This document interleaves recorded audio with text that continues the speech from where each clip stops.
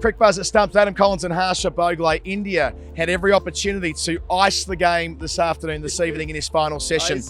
Ice is a good word. I mean, you're from Melbourne, aren't you? And this is not Melbourne. 2 days ago, the heat was reflecting off every part, 39, 40 degrees.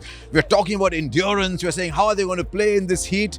And it's cold. I wouldn't quite go as far to say as it's cold, Harsha, but it is a day-night test match. It is essentially a day-night test match now. Due to the rain we had throughout the course of the first session, each day will go through till roughly 7 o'clock when you accept the final half an hour. We may as well got the pink ball out this afternoon and put the lights on here at Adelaide Oval. We didn't need to quite do that. But Virat Kohli, if he's there at Stumps, it's more than likely this game is over, but a fantastic piece of bowling by Nathan Lyon, catching the shoulder of the bat, taken by Aaron Finch, who put a chance down before tea when Kohli was fresh to the wicket. Means that Australia are back in the game. To me, it feels a lot like Edgbaston back in August. It was all about patience today. Patience from Nathan Lyon. I actually searched for variations in Nathan Lyon, but he decided that's what it's going to be. I've got a little patch formed over there. I'm going to bowl in it all day and I'm going to wait. What did Virat Kohli do? I've never seen Virat Kohli start this way. Virat Kohli likes to go and tell the world, you know what, I'm batting.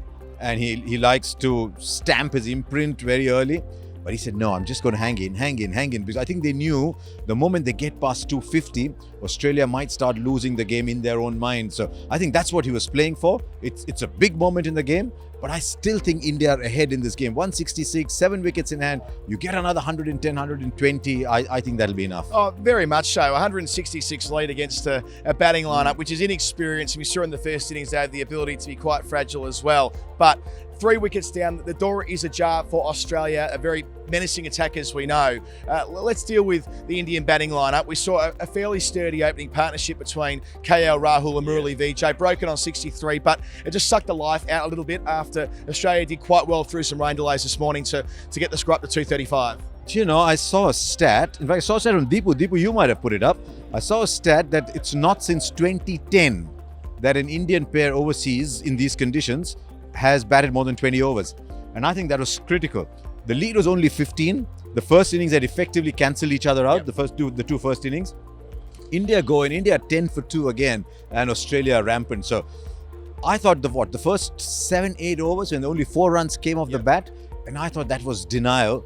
And then you could see KL Rahul. He was itching to go, wasn't he? He was itching to go. He got 2 or 3 out. I still think 44. It'll do him world of good if somebody tells him, and I'm sure they would if India win, that you contributed to that. But that opening partnership was very important, and so was Pujara. It was the classic KL Rahul innings. He got faster and faster and faster until he got himself out. Big swish, big caught behind there at an important moment. But all the same, he did make a contribution. Pujara, century in the first dig, well on the way again today. He just doesn't give chances. Admittedly, he was given out today and it was overturned. Twice indeed. He was a lucky man in terms of the DRS, which we didn't have in his corresponding series 4 years ago. But Harsha, he's there tomorrow. He is the senior man. If he can go and double up, it'll make it almost impenetrable for Australia. For years, India said they didn't want DRS. Today, Pujara will go all over Saurashtra and Rajkot and everywhere collecting proxies to say never ever oppose DRS again. But I think this match rests on him, to be honest. He'll play at his own pace, but the match rests on him. If he can get another 40, 50 himself, India can get another 100, yes. But I just love his resolve. It's almost as if nothing else matters for him. What's an inside-out shot? I don't know. I thought his handling of Lyon was outstanding because he knew Nathan Lyon was going to bowl in that patch. Now, how do you handle bowling into that patch? And he used his feet not to tonk the ball up because that would have been danger, but to just flick it. Pick up 1 here, pick up 2 there, but he was trying to disturb Nathan Lyon's pitching the ball in that area.